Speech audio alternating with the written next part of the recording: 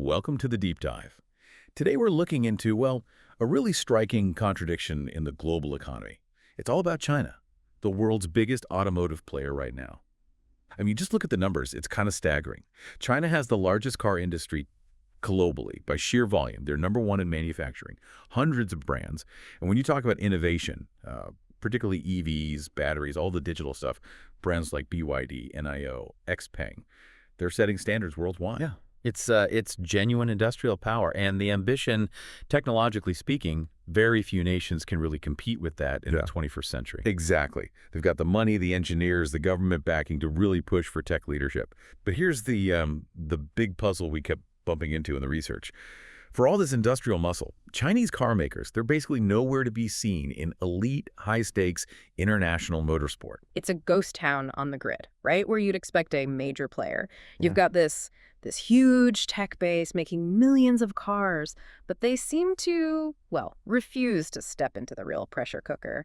You know, the place where engineering claims actually get tested, proven, sometimes broken in front of everyone. So that's our mission today. Let's dive into this silence. Why is a nation that talks so much about innovation leadership apparently unwilling, or maybe just culturally not set up, to compete where it really counts, in the crucible of racing?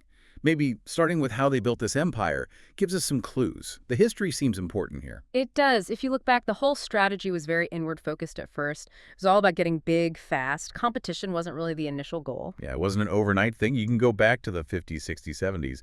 State-owned companies like FAW, First Automobile Works, they were just laying the foundation, making basic trucks and cars, utility vehicles for China itself. That's phase one, essentially. Build the base, get the volume up. Then phase two, the 80s and 90s, was super important. Modernize, but through partnership. Those joint ventures, the JVs with VW, with GM, other big Western names, they brought in modern manufacturing know-how. But, and this is key, they were learning how to make stuff efficiently, not necessarily how to innovate right at the bleeding edge independently. Right. And then the 2000s brought the rise of the domestic brands we hear about now, Geely, Great Wall, BYD. They scaled up aggressively, jumped heavily into EVs, and now they're huge exporters. It feels like a strategy built on volume, adopting tech quickly, maybe even leapfrogging some of the traditional performance steps. And that path, that strategic history, sets the stage perfectly for why the global racetracks look so empty of Chinese brands today. When you actually look at the top-tier competitions, the absence is, well, it's really stark. Okay, paint that picture for us. What does that empty grid look like? Because I think a lot of people listening might just assume, well, they must be racing somewhere. Well, they're absent where performance gets its toughest validation.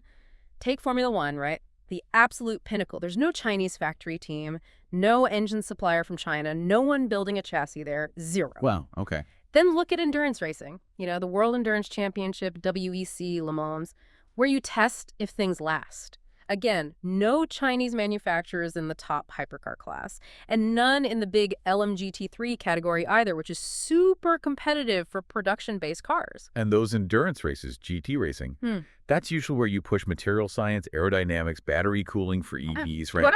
Stuff that needs to survive extreme stress. Exactly that. Even if you look at major global GT3 series or top-level rallying, think World Rally Championship places that just punish components, you don't see sustained factory-backed programs from Chinese manufacturers. It really makes you ask, if you're claiming to be a global engineering leader, why skip the ultimate test? And that's the so what for everyone listening. Why should it matter if Chinese brands aren't in F1 or WEC? It might seem like just spectacle. We need to explain why racing is, well, a lot more than just entertainment for car makers. Motorsport really is the crucible. It's this unforgiving lab where engineers face impossible problems, often with no time. It fundamentally shaped the engineering culture, the DNA of Western and Japanese car companies over decades, maybe a century. When you're racing flat out for 24 hours straight, failure is very public, and you have to learn and adapt almost instantly. And this is where it gets fascinating, because the tech that comes out of that isn't some niche thing. It's everywhere. What are some examples? Stuff born on the track that's probably in the car you drove today. Oh, loads. Think about making engines more efficient but powerful. Turbocharging was honed for racing regulations. Those dual-clutch gearboxes, DCTs, paddle shifters that give you those super fast changes straight off the track. Really? Paddle shifters, too? Yep. And safety tech, too.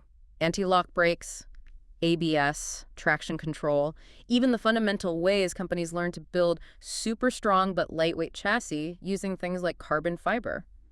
A lot of that development was driven by the need for speed and safety in racing. That's incredible. I think many people assume things like ABS just sort of emerged from general R&D labs. The track forces the extremes, and it's still vital even now in the EV era. China's big on batteries, right?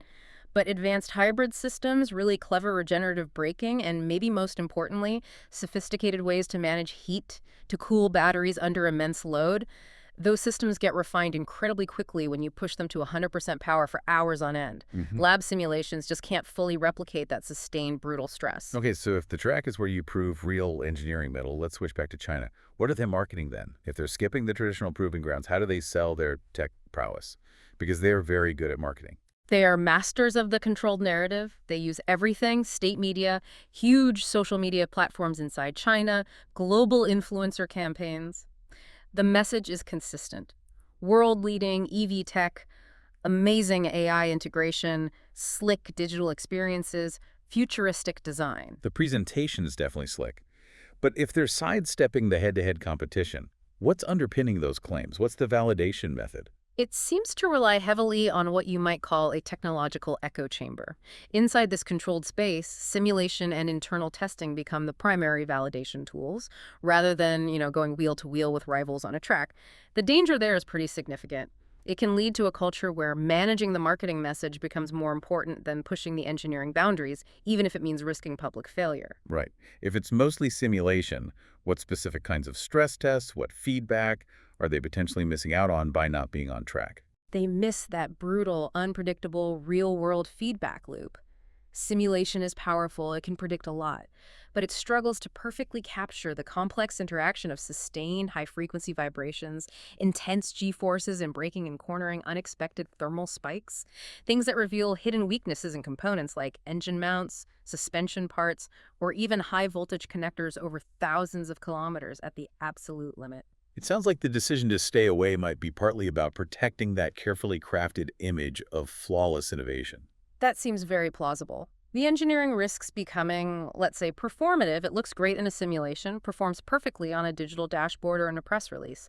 But if you don't subject your core technology, the engine, the battery cooling system, the chassis integrity to the possibility of public competitive failure, you miss out on perhaps the single biggest catalyst for rapid, genuine improvement. Performance claims are just claims until they're truly tested against the best. That difference between performative claims and proven, battle-hardened excellence feels really central here.